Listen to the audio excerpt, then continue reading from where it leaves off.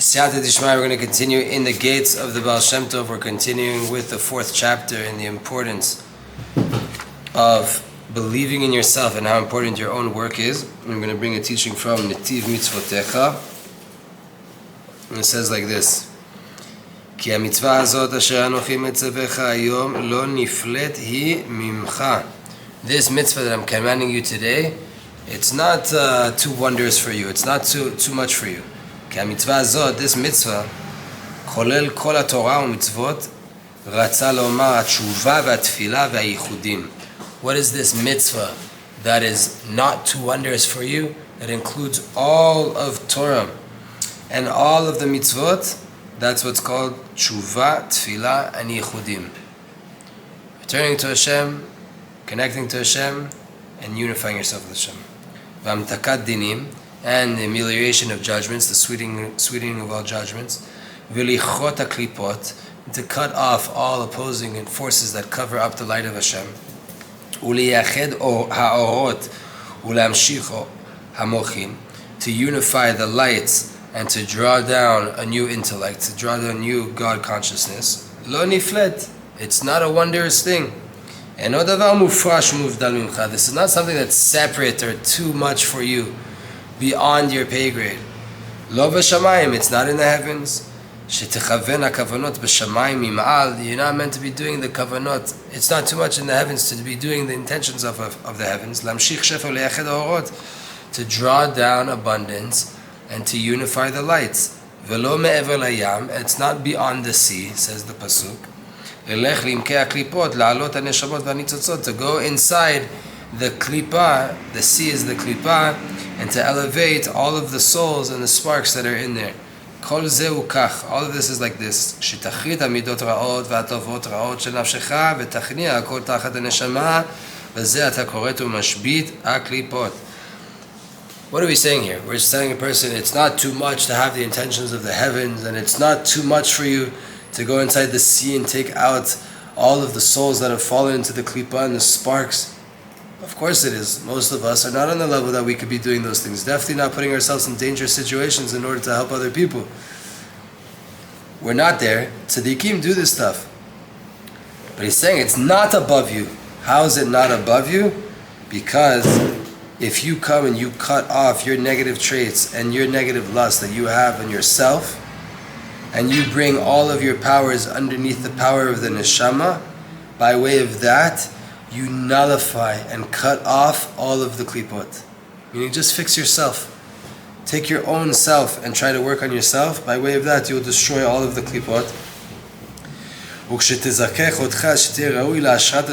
When you purify yourself, in order to be on a level of Ashrat HaShekhinah, that the Shekhinah, Hashem's presence comes and dwells upon you, to be able to draw upon you the pleasant light of the radiance of the Shekhinah. When you make this unity inside yourself, inside your own self, that you come back and align yourself with Hashem, in your mouth and in your heart, then automatically the unification happens up above. When we down here are able to align what we feel with how we speak, that we look to a person and say, I love you, I want good for you, and we really mean that in our heart. And when we mean that in our heart, we actually say it to the person as well, that it goes both ways. This is the root that everything is dependent on, that you have the yichud between your mouth and your heart. Klal gadol b'Torah v'avodah. This is a huge principle in Torah and in the service of Hashem. Lichlol et atzmo v'nafsho v'rucho v'nishmato be'otiot u'v'ma'asim tovim. To include yourself, your body, your heart, your soul, inside all of the letters of the Torah and the prayer that you're reading, and inside all of the good actions that you're doing. Then automatically, when you make that unification down here, that you put all of your might inside of everything you're doing, and automatically that unification happens up above, and everything is for the sake of Hashem, the supernal God. All of this is from the principles of the Baal Shem Tov. What did we just say here? to do yichudim, to make unifications in the higher levels, in the higher worlds, meaning to pray with the right intentions of what's going on in the heavens, and to be able to go inside the sea, meaning inside the klipa, inside the dark places, and to get rid of all of the concealments and to elevate all of the lost sparks. These are works that we talk about the Tzadikim doing, that the holy, righteous, most righteous people in the world do. That they know what's going on in the heaven and they can intend in their mind what's going up there, and they know how to remove holy sparks from within the deepest parts of life. That's big work. Comes the Kamarna and tells us, no, the Baal Shem Tov said, very simply, if you can unify your heart with your mouth, meaning you can, everything you're saying and doing, you put your all into it. When you read Torah, you believe in it and you put your might into it. When you pray to Hashem, you put your whole entire being there. You, your soul, all levels of your soul, your mind, your heart, completely invest yourself inside what you're doing. Then you have unity between your head, which is your mouth, and your heart, which is your body. Then there will be, all of a sudden, you tap into the automatic unification that there is. You now are doing the intentions of above, because the intentions of above is just unity. And you go down to the dark places and you clarify that there's just unity. There is no sea, there is no souls that are lost, there is no down, there is no up.